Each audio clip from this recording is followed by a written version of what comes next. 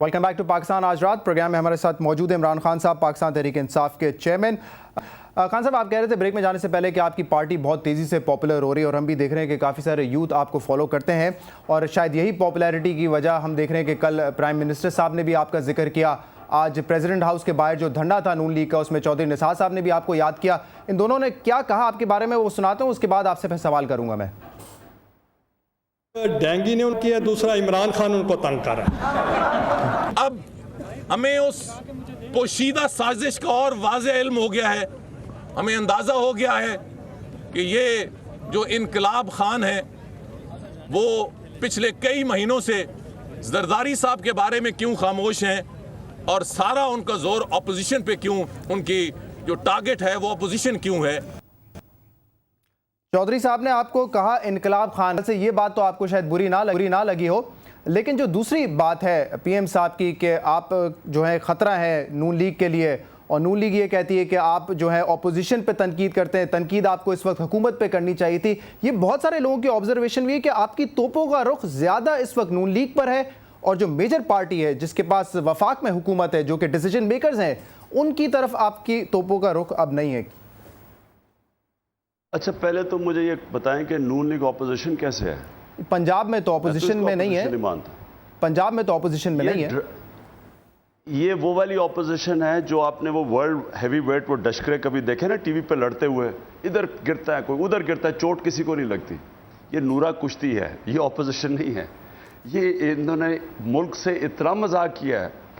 आपको नवाज शरीफ की मैं एक स्टेटमेंट बता दूं कि उसने जब आसिफ जरदारी की किश्ती थोड़ी सी डूबने लगती थी ना, तो नवाज शरीफ साहब लाइफ जैकेट पहन के तो बचाने आ जाते थे जरदारी साहब को। एक उसने स्टेटमेंट दी कि आसिफ जरदारी अगर आपको पीपल्स पार्टी ने भी छोड़ दिया, मैं आपके साथ हूं। क्यों ऐसा सपोर्ट दिखाया? क्या इसकी वजह क्या हो सकती है? क्या इस भाईचारे की वजह क्या हो सकती है? नून लीग क्या गेन करेगी ये भाईचारा दिखाकर? इसकी वजह एक है कि देखें, जब तक आसिफ जरदारी और नवाज शरीफ रहते हैं ना, दोनों सेफ हैं, इनका कभी इत्तेसाब नहीं होगा, क्योंकि इनके ऊपर ना केसेस होंगे ना आसिफ जरदारी के पास केसेस होंगे। नूरा कुश्ती होती रहेगी, ये पंचिंग करके वो हो स्विस बैंक वापस आए पैसा, धूमधाम तकरीरें, माइक्स फेंक दिए कि बाहर से पैसे आएंगे।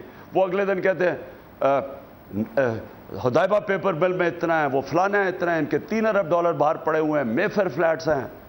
तीसरे दिन दोनों फिर इकट्ठे तीतरों का नाश्ता कर लेते हैं, क्योंकि दोनों को पता है कि अगर कहीं सीरियस हो गया तो नुकसान दोनों को हो जाएगा, इससे कुछ नहीं होने लगा। चलो ठीक है, मैं अगर आपकी बात मान भी लूं कि नून लीग को आप ऑपोजिशन पार्टी नहीं कंसिडर करते, बट ये ऑब्जर्वेशन तो लोगों की दुरुस्त है कि आपके इल्जामात जी शहजाद मेरी बात सुने जरा, मैं आपको सिर्फ एक और देता हूं। मुझे ये बताएं कि 3 साल तो ये अगर कोalition में बैठे रहे इकट्ठे पंजाब में, ऑपोजिशन कैसे हो गए हैं?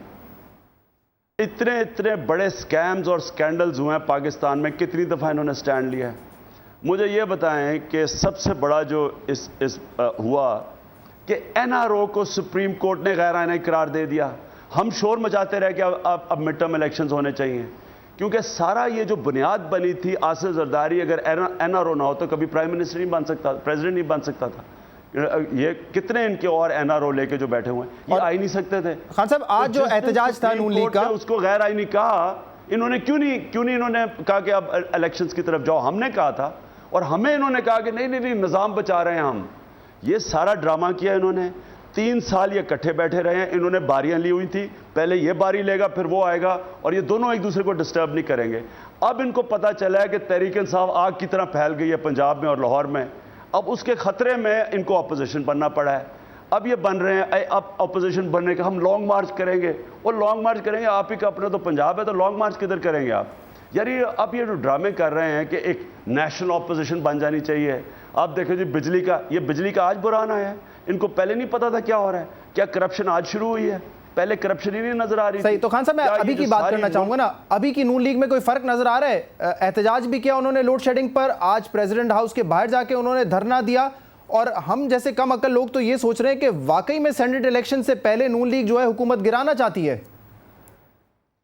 नून लीग अगर आज खड़ी ना होती, पीपल्स पार्टी खुद ही गिर जानी थी। इन्होंने खुद ही इतने खुदकुश हमले अपने ऊपर किए हैं कि ये गिर चुके होते हैं। वो तो पहले की बात है ना, अभी की बात बताए ना। अभी तो उनका एहतजाज भी नजर आया, प्रेसिडेंट हाउस के बाहर भी एहतजाज नजर आया, तो कोई चेंज नजर आया है क्या आपको? پیپلز پارٹی سب سے پہلے تو یہ کلیئر ہو جائیں کہ پیپلز پارٹی میجورٹی گورنمنٹ نہیں ہے، مائنورٹی گورنمنٹ ہے. یہ ان کے پاس مینڈیٹ نہیں تھا، ان کو سب نے اکٹھا بجا کے رکھا ہوا ہے. اور دوسری چیز آپ نے کہا نا کہ جو احتجاج کر رہے ہیں کیوں ڈرامے کر رہے ہیں؟ آج اتنے برے ملک کے حالات ہیں، ریزائن کر دیں اسمبلیوں سے، یہ کبھی کرائسس کریٹ کر سکتے ہیں. پنجاب کے الیکشن کال کر دیں، وہاں کر دیں، آٹومیٹکلی الیکشن پہ چلا جائے گا. لیکن یہ کیوں نہیں کر رہے؟ یہ ڈرامے کیوں کر رہے ہیں؟ یہ دیکھیں مجھے نہیں سمجھ آ رہی کہ کس چیز کی انتظار کر رہے ہیں. ان کے پاس سارے کارڈز ہیں. یہ کیا ڈرامے کر رہے ہیں؟ احتجاج کر رہے ہیں، جی ہم احتجاج کر رہے ہیں. آپ کا خیال ہے کہ لوگ ان کی باتوں میں آ رہے ہیں؟ ٹھیک ہے خان صاحب، let's move forward. Karachi case کے حوالے سے بات کرتے ہیں. خان صاحب، جب یہ عدلیہ آزاد ہوئی تھی آپ کو بڑی امیدیں تھیں، اور آئی ہوپ کہ وہ امیدیں ابھی بھی آپ کی جو ہیں اپنی جگہ پر موجود ہیں. لیکن آج جو فیصلہ آیا ہے اس کو آپ کیسا دیکھتے ہیں؟ کراچی میں جب میں نے عام لوگوں سے بات کی تو وہ مجھے کہتے ہیں کہ اس میں نئی بات کیا تھی، جو ریمارکس اور آبزرویشنز ہیں جسٹس صاحب کی وہ تو ہمیں پہلے ہی پتا تھا. اور کیا ان آبزرویشنز کے بعد کراچی میں امن قائم ہو جائے گا؟ دیکھیں ایک بات تو میں نے پوری ڈیٹیل ججمنٹ ابھی نہیں پڑھی، میں انشاءاللہ کل اس کے اوپر ہمارا پروگرام ہے پوری پریس کانفرنس کرنے کا. لیکن ایک بات تو انہوں نے کی ہے کہ پولیٹیکل پارٹیز کے ملیٹنٹ گروپس ہیں اور پولیٹیکل پارٹیز اپنے مجرموں کو، قاتلوں کو تحفظ دے رہی ہیں. کراچی کی 3 پولیٹیکل پارٹیز. یہ تو ایک سپریم کورٹ نے یہ جو فیصلہ کیا ہے، عموماً تو یہ پارٹیز کو بین ہو جانا چاہیے. یہ تو سیریس انڈائٹمنٹ ہے. اب کیا ہوگا میں نہیں جانتا، لیکن اگر آپ کے ملک کا سپریم کورٹ پولیٹیکل پارٹیز کو کہہ رہا ہے کہ مسلح گروپس کو یہ ڈیفینڈ کریں، آپ سوچیں کہ آج کیا ہو سکتا ہے کہ اگر کوئی یہی پولیٹیکل پارٹیز بجائے یہاں دہشت گردی کرنے کی ان کا نام آ جاتا ہے کہ جنہوں نے برطانیہ میں یا کہیں اور دہشت گردی کی ہے، آج یہ ساری ٹیررسٹ آرگنائزیشن ڈکلیئر ہو جانی تھی، سب بین ہو جانا تھا. کیونکہ پاکستانی مر رہے ہیں. اب پتہ نہیں کیا ہوگا کیونکہ پاکستانیوں کی جان ہی نہیں ہے. میں پھر سے کہتا ہوں کہ پاکستانی کبھی وہ فلڈ آ کے مار جاتا ہے، کبھی ڈرون اٹیکس مار جاتے ہیں، کبھی یہ دہشت گرد مار جاتے ہیں، اور اب مچھر بھی مار رہے ہیں پاکستانیوں کو. تو ہمارا خون کی تو قیمت ہے ہی نہیں. جب آپ تفصیلاً پڑھیں گے اس فیصلے کو کل، جب تفصیلاً پڑھیں گے تو آپ کو یہ چیز معلوم چلے گی کہ سپریم کورٹ نے یہ تو کہا ہے کہ اگر آرٹیکل 17 کی کوئی خلاف ورزی کرتی ہے کوئی پارٹی تو پھر آرٹیکل 17 کے تحت فیڈرل حکومت جو ہے وہ ریفرنس دائر کرے سپریم کورٹ میں اس پارٹی کے خلاف. تو آپ کو لگتا ہے کہ اتنا تو کہہ دیا ہے چیف جسٹس صاحب نے، وہ خود کہتے ہیں کہ سپریم کورٹ کے پاس اختیار نہیں ہے، فیڈرل حکومت کے پاس اختیار ہے. تو اگر کوئی پارٹی ایسی پائی جاتی ہے جس میں ایسے عناصر ہیں جو کہ دہشت گردی پھیلا رہے ہیں تو ان کے لیے ریفرنس وفاقی حکومت لے کر جائے گی سپریم کورٹ تک؟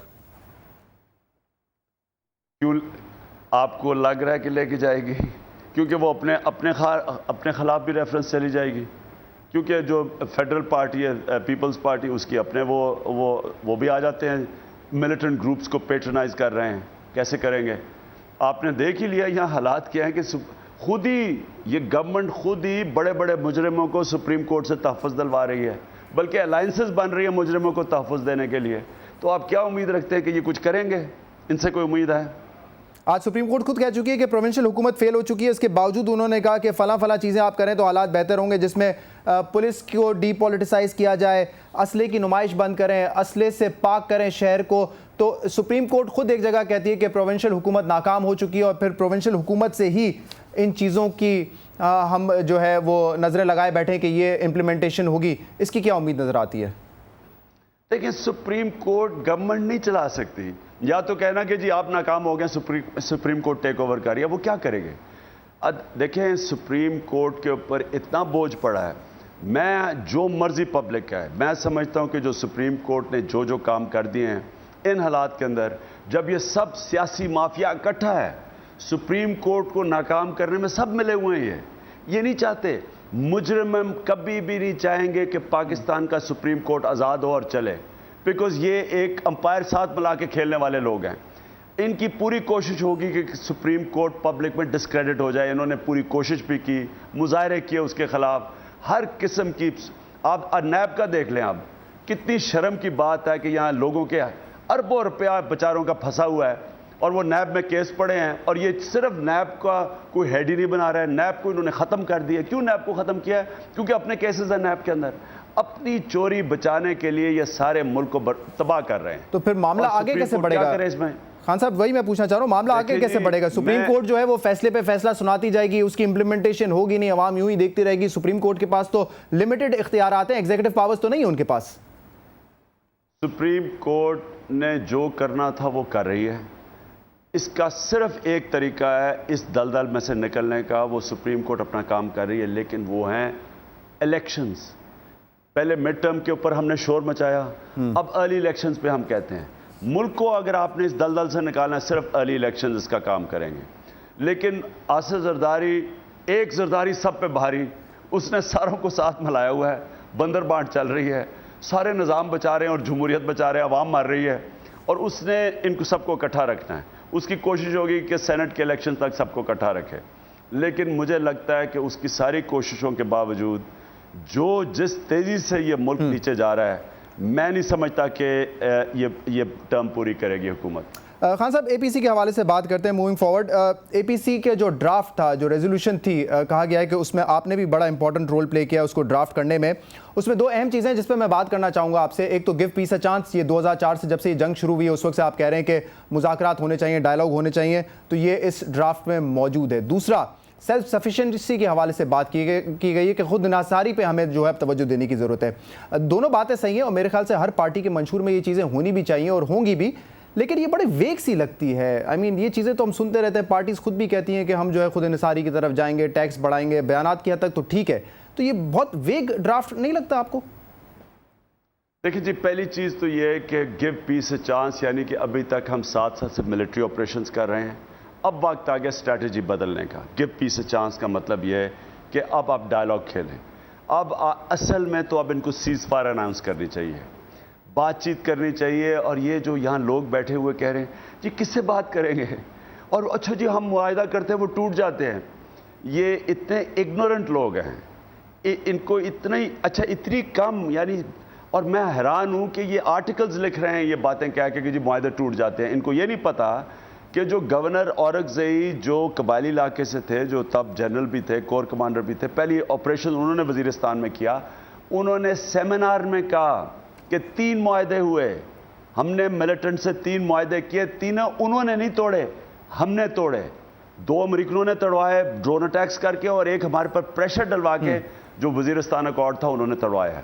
انہوں نے نہیں توڑے یہ. اور ہم یہاں اخباروں میں پڑھتا ہوں ہم نے، اور وہ جی کس سے بات کریں وہ توڑ دیتے ہیں. یہ امریکن ایسٹس بیٹھے ہوئے ہیں یہاں، امریکنوں کے یہاں پلانٹس بیٹھے ہوئے ہیں جنہوں نے پہلے کسی اور کو جنگ کو ہماری جنگ بنا دیا.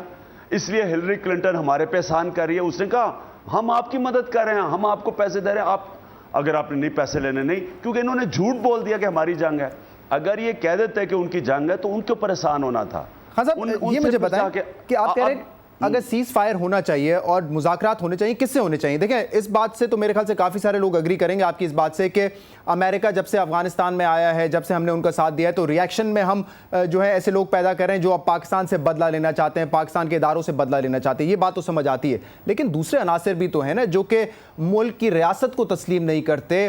آج رحمان ملک صاحب نے کہا کہ بلوچستان لبریشن آرمی، تحریک طالبان پاکستان کو باہر سے فنڈنگ میں، تو یہ لوگ تو جو ہیں پاکستان کو ڈی سٹیبلائز کرنا چاہتے ہیں. ان دونوں لوگوں سے آپ چاہتے ہیں کہ مذاکرات ہوں؟ دیکھیں جی، رحمان ملک جو کہتے ہیں پتہ نہیں کتنے لوگ ان کی بات مانتے ہیں، میں تو نہیں ان کی بات مانتا. آپ کیا سمجھتے ہیں کہ جب وہ کیلا کھاتے ہیں تو وہ کہتے ہیں کہ میں سیب کھا رہا ہوں؟ انہوں نے تو کہا کہ وہ گرل فرینڈز کی پتہ نہیں کی وجہ کی جنگ کی وجہ سے کراچی میں لوگ مر رہے ہیں. ان کو چھوڑیں، اصل بات کیا ہے؟ آپ کہتے ہیں جی ہم کس سے بات چیت کریں گے؟ ملیٹنٹ سے بات چیت کریں گے. کون ملیٹنٹس ہیں؟ سب کو پتہ ہے کون ملیٹنٹس ہیں. آپ کی فوج کو سارے پتہ ہے کون لوگ وہاں لڑ رہے ہیں. سارے قبائلی علاقے کے لوگوں کو پتہ ہے کون ملیٹنٹس ہے. میں آپ کو گنا دوں تو ہماری تحریک انصاف قبائلی علاقے کی ہے، وہ سب کو پتہ ہے، علاقے کے لوگوں کو سب کو پتہ ہے کون ملیٹنٹس ہے، اور وہ بات کرنے کے لیے بھی تیار ہیں. جو آپ دیکھیں نا، آپ جب تک ڈائلاگ نہیں کریں گے شہزاد، یہ کب تک ہم امکانہ پالیسی کریں گے کہ جی کہ ہم سب کو اکٹھا گدے گھوڑے کو کر دیں گے؟ نہیں، جو قبائلی علاقوں والی بات کریں وہ آپ صحیح کریں، ٹھیک ہے. ایک منٹ میری بات تو سن لینا. جب ڈائلاگ کریں گے تو آپ کو پتا چلے گا کون کیوں لڑ رہا ہے. جب آپ ڈائلاگ ہی نہیں کریں گے آپ کو پتا ہی، تو آپ ہر کسی کو جو ڈیفرنٹ ریزن سے لڑ رہا ہے کوئی فورن فنڈڈ ہے, یہ رحمان ملک ان میں سے ہے, فورن فنڈڈ بھی ہوں گے.